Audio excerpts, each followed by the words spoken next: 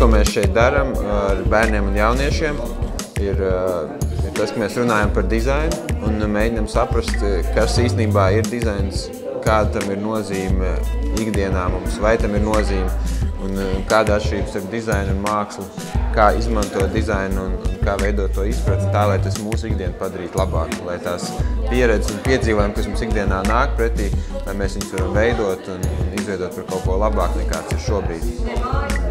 Tad ir īstenībā ļoti forši, kad mēs varam strādāt tieši ar jauniešiem un bērniem, kuri ir vēl tikai aug un mācās un attīstās un kuri principā veidos to mūsu sabiedrību pēc pāris gadiem. Un tas pat īstenībā ir daudz svarīgāk runāt par dizainu tieši ar šo vecumu, nekā jau ar tiem, kas ir jau 20 un 30 gadus veci.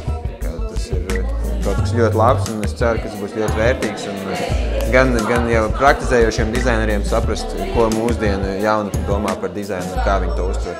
Gan arī jauniešiem mācīties un saprast, kas ir dizains un kā viņi izmanto.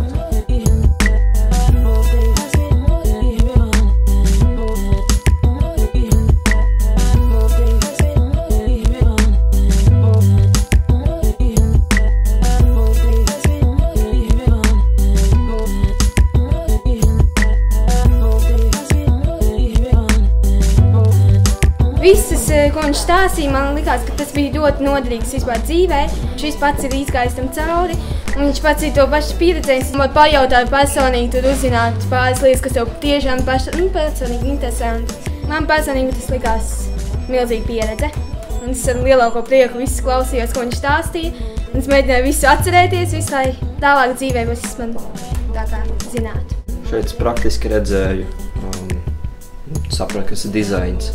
Es domāju, tā kā iet par arhitektiem, un tur arī dizains noteikti būs vajadzīgs. Tikties ar dizaineriem, klausīties, kāda ir viņa pieredze. Ceļoties pat arī vēlos tādu, kā ceļu iet. Man patīk, ka es esmu, kur arī redzēt citus darbus.